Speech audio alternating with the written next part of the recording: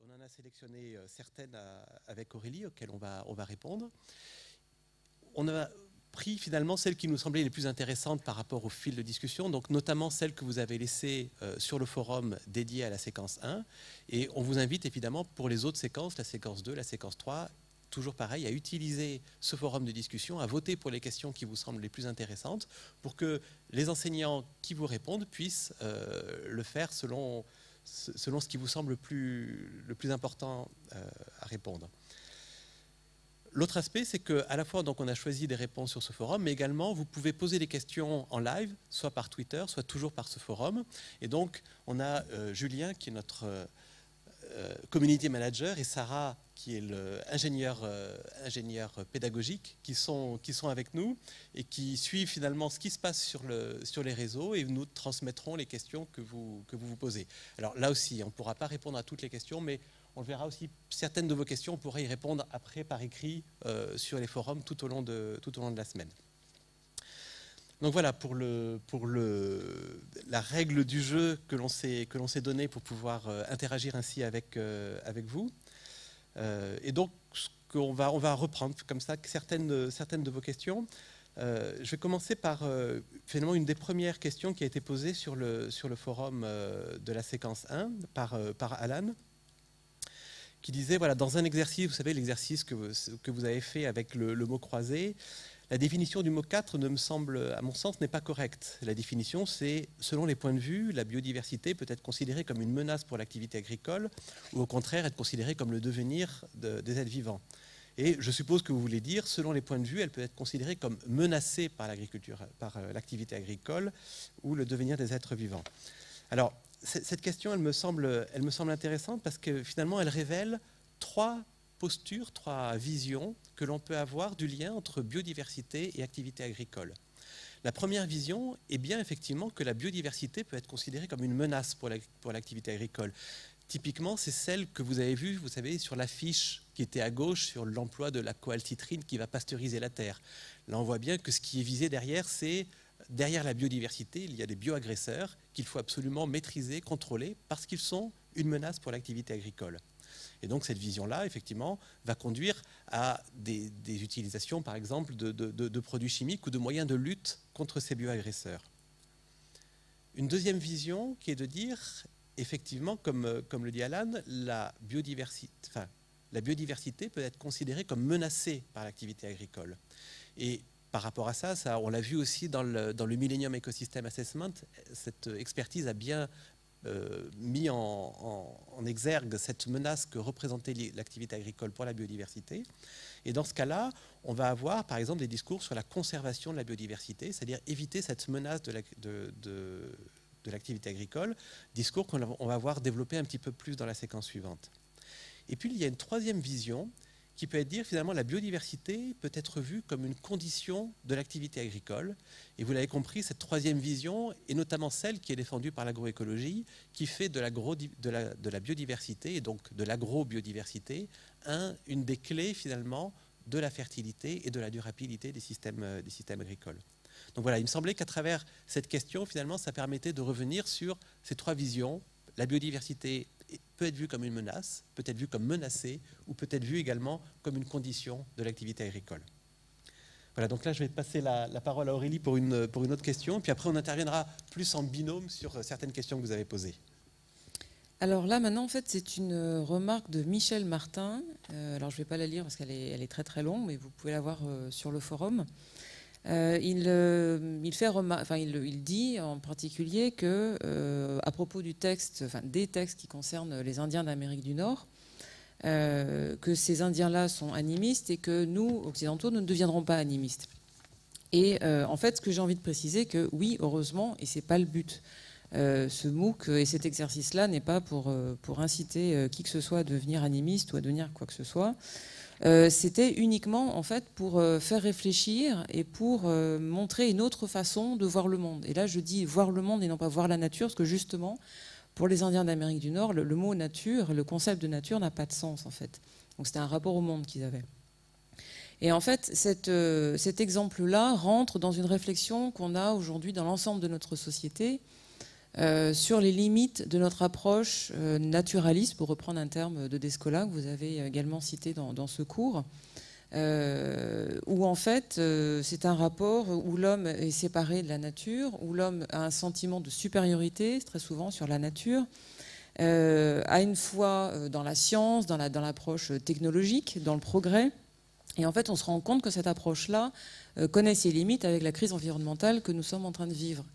Et donc pour réfléchir à cette crise et à comment résoudre en tous les cas cette crise, il faut aller voir un petit peu ailleurs, il faut aller picorer à droite à gauche, trouver d'autres façons de vivre, de vivre le rapport au monde, pour ensuite construire notre propre vision du monde, notre propre façon d'agir sur le monde. Donc il ne s'agit absolument pas de copier-coller ce que faisaient les Indiens, qui en plus étaient à une époque quand même, là je parle, les textes rapportent à un rapport au monde qui existait avant l'arrivée des Occidentaux en Amérique. Voilà, donc cet exemple-là était juste pour essayer de s'inspirer d'autres choses. Donc ensuite, on va revenir sur Anne-Claire, qui pose une question qui est très intéressante. Alors, elle dit, donc j'ai apprécié l'introduction de ce cours. Alors déjà aussi, merci pour vos messages où vous nous remerciez, ça fait plaisir au passage. L'émergence de l'agroécologie et sa présentation m'ont beaucoup parlé. En revanche, le paragraphe sur les impacts environnementaux de la modernisation agricole m'a un peu surpris. Et le concept de service écosystémique m'a beaucoup choqué dans son approche anthropocentrique. Pour moi, l'agroécologie permet de redonner une place à l'homme dans la nature pour que, dans mon utopie, chacun s'équilibre. Alors, effectivement, cette vision anthropocentrique, c'est-à-dire la nature au service de l'homme, que porte la notion de service écosystémique est réelle. C'est-à-dire que dans cette vision, effectivement, on considère l'écosystème comme fournissant une série de services pour l'homme. Et c'est effectivement une critique qui a souvent été adressée à cette notion-là. Je voudrais aussi mentionner une autre critique qui est adressée à la notion de service écosystémique, c'est la critique de la marchandisation de la nature. Parce que qui dit service, du point de vue des économistes par exemple, un service a une valeur marchande que l'on peut évaluer et que l'on peut même monnayer sur des marchés. Typiquement, l'émergence des crédits carbone, par exemple, est une déclinaison de cette façon de voir les services écosystémiques comme un service qui a une valeur marchande. Et donc derrière, les critiques, c'est de dire, mais attendez, vous êtes en train, à travers cette notion, de marchandiser la nature et de la considérer que comme un ensemble de biens pouvant servir dans des transactions financières. Alors, là aussi, je vais insister, comme l'a fait Aurélie, sur les objectifs du MOOC. Ce qui est important pour nous, c'est de vous montrer les différentes approches. Et que finalement, que vous soyez choqués par telle ou telle approche est quelque chose à la fois d'intéressant, d'important. N'hésitez pas à échanger là-dessus sur les forums, parce que c'est bien évidemment dans la mise en relation et en perspective de ces différentes approches que l'on va pouvoir, finalement, que vous allez apprendre des choses, à la fois de ce qu'on va vous donner, mais aussi beaucoup des échanges que vous allez avoir entre vous. Et tout le fil de discussion sur les services écosystémiques est très intéressant, avec finalement Eunix qui dit un peu plus tard, oui mais attention, parce que l'homme finalement est bien la finalité de l'agroécologie. Et donc effectivement, ces services écosystémiques, c'est une vision. La semaine prochaine, nous en verrons d'autres, notamment celles portées par l'écologie, qui sont un petit peu différentes. Et ce que je voudrais dire également, c'est que dans les visions de l'agronomie, il est clair que l'homme est central, enfin, l'agronomie est centrée autour de l'homme. À la fois l'homme, pour regarder son activité de pilotage ou de gestion de la parcelle, et puis également l'agronomie en tant qu'activité pour nourrir les hommes. Et donc, de ce point de vue-là, l'agroécologie va combiner cette vision centrée sur l'homme, notamment portée par l'agronomie, et d'autres visions plus centrées sur la nature. Et c'est bien ça qui interroge finalement le rapport entre l'homme et la nature.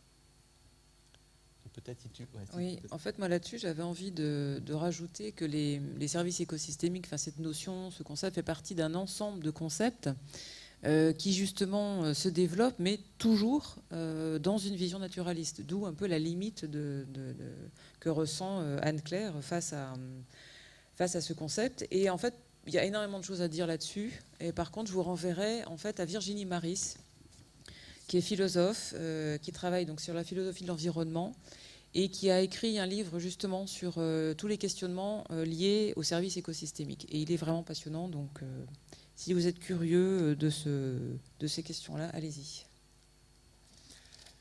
On va passer à une autre question posée par Azo. Qu'est-ce qui rapproche et différencie l'agroécologie de l'ingénierie écologique? Donc là, en fait, on ne va pas y répondre pendant ce live, parce que la semaine prochaine, le live va rassembler deux autres enseignants. Donc Antoine Gardarin, qui est agronome à AgroParisTech, et Elena Kazakou, qui est écologue à Montpellier Supagro. Et donc, je pense que Elena pourra revenir effectivement sur cette question de la différenciation entre ingénierie écologique et agroécologie. Donc, voilà, on lui transmettra cette question. Alors, on va revenir à une autre question intéressante de Seguino, qui autour de viande et agroécologie. Alors, si je retrouve, voilà, il dit « Je me pose une question sur le lien entre agroécologie et consommation de viande. Donc, à plusieurs reprises dans le cours, mais je le vis dans ma vie professionnelle, la consommation de viande est, et parfois violemment, remise en question dans une perspective de durabilité de l'agriculture et de l'alimentation. » Puis après, il développe un petit peu ça. Alors, ce qu'il faut bien voir, c'est que dans la question de Seguino, il y a deux dimensions. Il y a la dimension de la consommation de viande. Est-ce qu'il faut forcément bannir la viande et est-ce que tout agroécologue doit être végétarien pour être cohérent avec lui-même?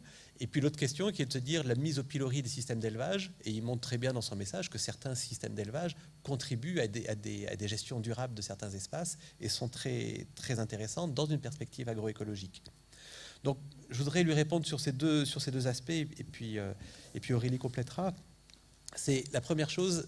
Entièrement d'accord, il ne faut pas être simpliste et c'est bien l'intérêt de ce MOOC des discussions de pouvoir aller au fond des discussions. En même temps, il faut être conscient que si toute l'humanité mange autant de viande que, par exemple, le régime alimentaire aujourd'hui des Français, la Terre ne pourra pas nourrir l'intégralité de l'humanité. Donc la question, effectivement, de revoir les régimes alimentaires sans forcément être tous végétariens, mais en tout cas en diminuant un peu la consommation de viande dans certaines zones, est une question clé. Et ça, je vous renvoie à un texte écrit par De Schutter que vous verrez la semaine prochaine, dans la prochaine séquence. De Schutter a été rapporteur spécial des Nations Unies autour du droit à l'alimentation. Il est cité aussi dans le fil de discussion par Kevin et il apporte effectivement des éléments très intéressants sur cette question des régimes alimentaires et de l'agroécologie. Je vois, il y a une question aussi qui a été posée qui est de dire est-ce qu'on peut promouvoir l'agroécologie dans un contexte d'insécurité alimentaire? Là aussi, on y reviendra la semaine prochaine parce que De Schutter montre bien effectivement comment l'agroécologie est justement une réponse intéressante dans ce contexte-là. Donc ça, j'en renvoie un petit peu plus loin. La deuxième dimension par rapport à la question de Seguino, c'est de se dire, bien sûr que les systèmes d'élevage peuvent être un levier clé et un terrain très intéressant pour l'agroécologie. Et là, je vous renvoie en séquence 3, où vous aurez à choisir plusieurs types de mise en œuvre de l'agroécologie. Et une de ces situations de mise en œuvre seront justement autour des situations d'élevage. Donc là, on va développer cet aspect-là et montrer en quoi, en système d'élevage, on peut avoir une approche agroécologique. Et là-dessus, moi, j'aimerais rebondir, puisque en fait, l'agroécologie et consommation de viande, en fait, c'est une des questions qui illustre complètement justement tous les doutes et les remises en question qu'on a actuellement aujourd'hui sur notre rapport à la nature, toujours. Puisqu'en fait, on est en plein questionnement sur le statut de l'animal et sur les relations à avoir avec cet animal. Et là, je vous renvoie à tous les questionnements autour du bien-être animal qui aujourd'hui sont en plein développement et qui posent des questions sur les qualités, les conditions de production animale. Donc, voilà, c'est tout ce que je dirais là-dessus parce qu'on n'a pas beaucoup de temps. Donc ça aussi, on y reviendra dans la séquence 3, c'est-à-dire la séquence qui est plus dédiée effectivement au système technique. Alors une autre question aussi très intéressante de Nicolas autour de la place à donner au NTIC, c'est les nouvelles technologies de l'information et de la communication dans l'agroécologie. Alors la façon dont Nicolas pose le problème, c'est de dire, voilà, je suis un agro-informaticien et particulièrement intéressé par la smart agriculture et les applications de ces nouvelles technologies à l'agriculture. Et dans le cours, il y a un moment la phrase qui est dite, finalement, un des enjeux de l'agroécologie, c'est de construire des systèmes qui soient plus indépendants de l'agrofourniture. Il dit que finalement, selon vous, est-ce que les applications valorisant ces nouvelles technologies de l'information et de la communication, est-ce qu'elle rentre dans ce champ de l'agrofourniture? Est-ce qu'elle voilà, et finalement, quelle place donner à ces NTIC dans l'agroécologie? Alors, premier élément de réponse, dans l'agroécologie, ça je pense qu'un des éléments clés, c'est que les connaissances ont une place très importante. C'est-à-dire que mettre en place des systèmes sur les bases des principes de l'agroécologie nécessite plus de connaissances, nécessite des connaissances sur les mécanismes fins, sur la manière de les activer, etc. On dit souvent l'agroécologie, c'est intensif en connaissances. Et en une diversité de connaissances, à la fois des connaissances des savoirs traditionnels, Aurélie le mentionnait tout à l'heure, mais également, bien sûr, des connaissances permis ou transmis par ces nouvelles technologies. Donc, bien sûr que les NTIC ont leur place dans l'agroécologie, et d'une certaine manière, l'existence de ce MOOC le prouve bien, c'est-à-dire qu'on utilise, on valorise ces nouvelles technologies pour pouvoir transmettre de la connaissance, faire passer, faire des éléments de discussion et d'échange entre vous qui vont accroître les connaissances. En même temps, la question de Nicolas, elle pose un autre aspect qui est la question de l'autonomie. C'est-à-dire l'autonomie qui est quelque chose de revendiqué par certaines approches de l'agroécologie. Et finalement, est-ce qu'à travers ces NTIC, on reste autonome vis-à-vis de l'agrofourniture? Et il est clair que l'agroécologie, elle peut permettre d'être autonome par rapport à certaines choses, mais elle peut aussi induire de nouvelles dépendances. Par exemple, dépendance à la connaissance. On a besoin de connaissances ou dépendance à des systèmes d'encadrement ou des systèmes de formation dont sont dépourvues certaines zones ou certains pays et qui limitent finalement l'extension de l'agroécologie. Dépendance aussi, dans certains cas, on peut le dire, à des outils de nouvelles technologies. Par exemple, des outils qui permettent de reconnaître une flore adventice, pour quelqu'un qui n'est pas spécialiste, qui existent maintenant sur les smartphones, peuvent être très utiles dans une perspective agroécologique. Et donc, il faut être bien conscient de ça pour ne pas non plus se laisser piéger par le discours de dire qu'il y a agroécologie, dit autonomie. Attention, l'agroécologie peut être aussi vecteur de nouvelles formes de dépendance. Mais en même temps, mon sentiment, c'est que ce n'est pas la même chose d'être dépendant aux connaissances et d'être dépendant aux engrais et aux phytosanitaires. Parce que les acteurs, finalement, et les modalités d'accéder à la connaissance vont être extrêmement diverses et selon les zones du monde ou le contexte de chacun, on va pouvoir avoir des approches un petit peu différentes, alors que finalement l'accès aux intrants, aux engrais, aux phytosanitaires va être beaucoup plus centré, beaucoup plus monopolistique aux mains de quelques acteurs qui vont finalement contrôler cela et faire engendrer un élément de dépendance. Alors moi, c'est la même personne en fait qui mentionne la notion de smart agriculture. Donc on revient sur ces questions d'agriculture technicisée et que je trouve extrêmement intéressant puisqu'en fait on voit souvent, alors tailler à la hache, ce que je veux dire, mais un peu les partisans d'une agriculture naturelle, alors là aussi avec plein de guillemets, plutôt orientée permaculture versus une agriculture très équipée en technologie, voire en haute technologie. Et en fait, on a souvent tendance à dire un peu les bons, les méchants. Bon. Et ça, je trouve que c'est un peu trop binaire au sens où c'est comme un petit peu la notion de le nucléaire ou la manipulation génétique. Ces technologies en elles-mêmes ne sont pas le problème, c'est l'usage qu'on en fait qui est le problème. Et là, en fait, quand je parle d'usage de ces technologies, forcément, moi, je vois ce qui m'intéresse, c'est-à-dire les aspects culturels qui sont derrière, c'est-à-dire ce qui nous porte, ce qui nous fait sens à nos pratiques. Et là, forcément, on retombe en partie, parce qu'évidemment, il y a plein d'autres éléments, sur le rapport à la nature. Donc, si on peut très bien imaginer une agriculture hyper technicisée, mais où l'agriculteur peut être dans un rapport de partenariat avec les éléments naturels, où là, il leur donne une place, il leur accorde un rôle sur lequel ils comptent, où là, vraiment, les éléments naturels deviennent des partenaires de l'action. Donc, c'est pas tout ou rien. La technologie, la smart agriculture, au-delà des aspects dont parlait Stéphane, ne veut pas forcément dire que ce n'est pas de l'agroécologie. Tout dépend effectivement de ce qu'on en fait, en fait. Là, actuellement, en fait, j'avais noté le terme d'actant pour les éléments naturels, puisque c'est la question, une des questions majeures qu'on se pose aujourd'hui sur l'agroécologie et sur le rôle et la place qu'on accorde aux éléments naturels. Je voudrais du coup aussi rebondir sur un élément qu'évoque Aurélie. Du point de vue des sciences techniques, et si on regarde les choses du point de vue des technologies, il y a aussi une dimension qui est importante, que l'on appelle les verrouillages technologiques, c'est-à-dire pour renforcer cette question de ce qui... C'est pas la technologie en elle-même qui est agroécologique ou pas, ça va être les usages que l'on en fait qui peuvent entraîner des dépendances. Et la question des verrouillages technologiques, elle exprime bien cela, c'est-à-dire que même une technologie agroécologique, par exemple, utiliser des plantes de couverture qui vont apporter certains services. Si pour avoir les semences, je vais dépendre d'un seul acteur, à ce moment-là, on va avoir un verrouillage, c'est-à-dire on va créer une dépendance par rapport à cet acteur-là. Si ces semences de plantes de service sont issues finalement à la fois de ce que cultivent des paysans ou d'échanges dans des réseaux ou différentes façons, à ce moment-là, on ne va pas avoir ce verrouillage technologique. Et donc, c'est important, effectivement, de questionner cette question de l'autonomie, pas par rapport à la technologie en elle-même, mais par rapport à l'usage que l'on va pouvoir en faire. Donc, on avait deux...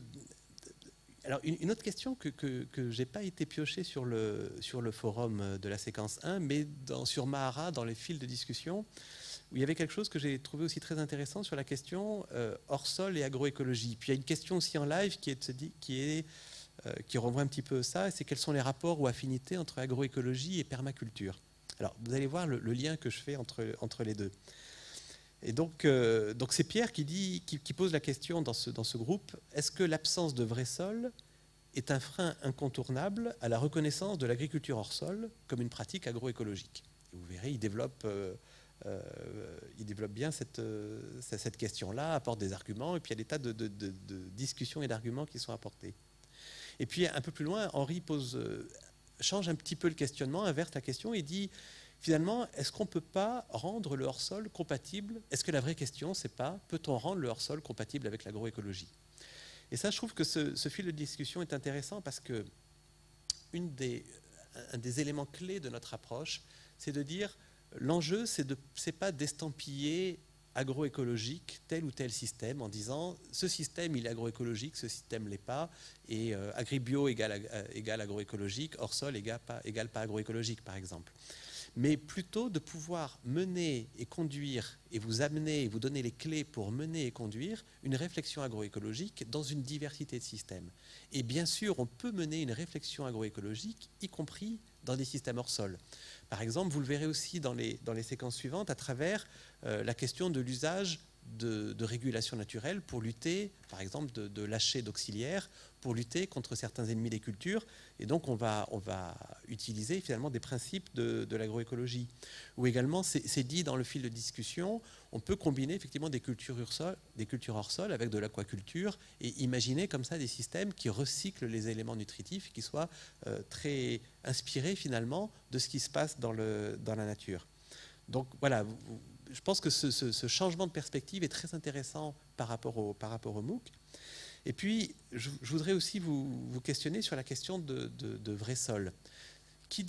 Quand on parle de hors-sol, donc dans le fil de discussion, c'est beaucoup le hors-sol, vous savez, sur pain de laine de roche avec des goutteurs, etc. Donc sur du sol complètement inerte, où on se dit finalement on ne peut pas tellement valoriser des processus écologiques. Mais, et on l'a vu dans certains exemples de la séquence 1, on peut se poser la question, est-ce que la permaculture, certaines formes de permaculture ne sont pas du hors-sol? On a des étudiants, par exemple, de l'IRC qui ont créé un jardin agroécologique sur une carrière. C'était que de la roche. Ils ont apporté des éléments organiques, ils ont constitué des buts de permaculture, ils ont planté des légumes là-dedans et ont constitué quelque chose complètement fondé sur les principes de l'agroécologie. Mais finalement, ces buts de permaculture, c'est du hors-sol d'une certaine manière. C'est-à-dire qu'on a créé quelque chose, on a créé du sol, c'est pas un vrai sol, mais créer quelque chose dans lequel on plante les cultures. Sauf que ce hors-sol, c'est pas du pain de laine de roche, c'est de la matière organique qui héberge et qui valorise beaucoup de processus écologiques. Et donc, effectivement, cette question du hors-sol, elle est questionnée par l'agroécologie. Et oui, la permaculture est bien une des manières de conduire, parfois en hors-sol, les principes de l'agroécologie. Alors moi, j'aimerais rebondir sur une remarque de N. Dubelski, qui, pour le citer, parle de sagesse autochtone, de proximité ancestrale avec la nature, face aux exploiteurs de la nature, que sont les Occidentaux.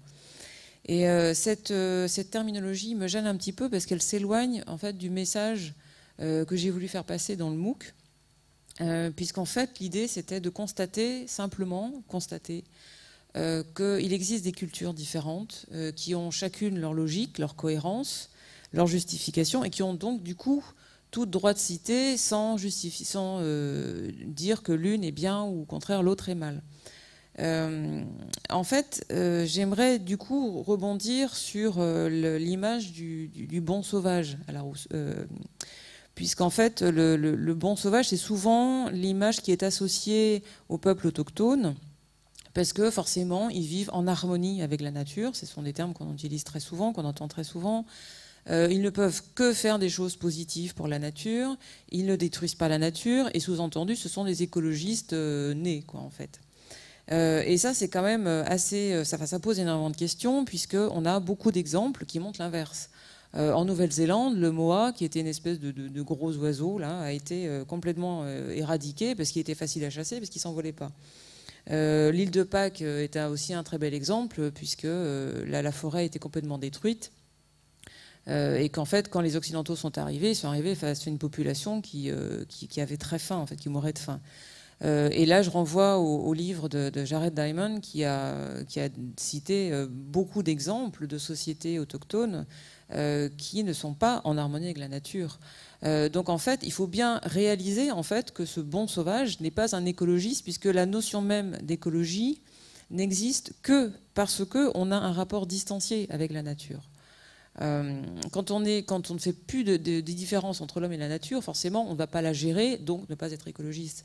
Donc voilà, c'est des projections qu'on a sur ces bons sauvages, dont il faut absolument se séparer. C'est comme la vision de la forêt vierge, loin de toute action humaine. Il faut arrêter. Enfin, il y a des travaux qui ont montré que la forêt dite vierge, en fait, a par endroits des endroits qui sont très riches en biodiversité, parce que justement, ils ont été cultivés par l'homme, et qu'une forêt n'est absolument pas vierge. Donc voilà, il faut aussi prendre conscience, et j'espère que cette séquence du MOOC vous en a donné envie, que nous avons une vision parmi tant d'autres sur le monde, et que c'est intéressant d'essayer de regarder ce monde-là avec d'autres lunettes pour essayer d'inventer un nouveau monde, justement. Voilà, donc on va arriver finalement au terme de nos 30 minutes de live. Bon, alors du coup, je t'interromps. Dis-moi, t'as encore une... Oui, en fait, c'était une remarque de Eunix qui posait une question que je trouvais très intéressante il demandait la différence qu'on faisait entre piloter un écosystème et gérer un écosystème. Donc là, du coup, on arrive au bout des 30 minutes, donc je vais botter en touche. En fait, je vais surtout reprendre aussi une deuxième question qu'il mentionnait, puisque en fait, il y avait 3 points et chacun demanderait des heures et des heures de discussion, d'échange. Voilà. Donc le MOOC, c'est vraiment une introduction. En fait, on vous ouvre des portes. Après, à vous d'aller piocher ailleurs pour approfondir, parce qu'évidemment, ce qu'on traite, rien que dans la séquence 1, ce sont des centaines d'heures de cours. Mais par contre, il mentionnait la place des religions, en fait, en disant... en sous-entendant qu'en fait le MOOC disait que dans la religion chrétienne on était forcément très technicisé ou l'inverse, enfin je ne sais plus. Mais en fait je n'ai absolument pas voulu établir une quelconque corrélation entre le degré de religiosité et le degré de technologie. Ça n'a strictement rien à voir. Ce que j'essaie juste de montrer, c'est qu'on a un inconscient collectif, comme je l'appelle, qui nous guide, qui est construit depuis des milliers d'années. Et là, j'ai par exemple mentionné la jeunesse qui fait partie, qui est un des construits de cet inconscient collectif. Mais j'aurais aussi pu mentionner des légendes de Mésopotamie, qui sont donc dans un contexte complètement différent, mais qui sont aussi constitutives de notre culture, de notre inconscient collectif. Donc là, ça, c'est une question que je trouve extrêmement intéressante, et du coup, je vais répondre par écrit. parce que là, on n'a pas le temps. Mais, non, mais c'est bien aussi l'objectif. C'est-à-dire que là, on répond en live et effectivement, on n'a pas beaucoup de temps et on a favorisé aussi les questions sur lesquelles on avait un regard croisé finalement entre l'ethnologue et l'agronome, parce que je pense que c'est intéressant. Mais comme tu l'as dit, Aurélie, il y a des tas d'autres questions qui sont très intéressantes et sur lesquelles qui aussi demandent parfois un développement un peu plus important. Donc sur lesquelles, à ce moment-là, on répondra par écrit sur les forums. Des questions aussi qui vont continuer à arriver tout au long de la séquence 1 et sur lesquelles on répondra par écrit. Donc voilà, n'hésitez pas à réagir, à continuer. Et puis nous aussi, on va réagir, on va vous accompagner et interagir avec vous par rapport à cette séquence. Je voulais aussi, pour conclure, vous remercier Circuitry, qu'on on était tous un petit peu fébriles du démarrage de ce MOOC, de savoir comment ça allait se passer, si ce qu'on avait imaginé pour vous allait fonctionner ou pas.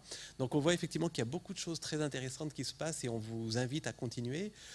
Vous avez vu aussi que sur cette première séquence, on a eu une approche très large et parfois déroutante pour certains d'entre vous, où on questionne effectivement le rapport de l'homme à la nature, où on mixte différentes disciplines, différents regards par rapport à ça. Donc voilà, sur la séquence prochaine, on va beaucoup plus développer l'approche scientifique ou l'approche des pratiques de l'agroécologie. Sur la séquence d'après, sur la mise en œuvre concrète, etc. Donc voilà, c'est tout un parcours qu'on a imaginé avec vous. Et en tout cas, voilà, on est très heureux de faire ce bout de chemin avec vous. Et puis on vous donne rendez-vous dans une semaine pour le deuxième live, donc avec Antoine et Elena. Donc on vous retrouvera avec cette occasion-là. Et puis pour la séquence 3 également avec d'autres lives. Et puis pour la séquence 4. Donc c'est la fin de ce premier live, mais c'est un rendez-vous qu'on reprendra et puis une interaction que l'on continuera avec vous par écrit. Voilà, merci à tous et à bientôt et bonne continuation dans le MOOC.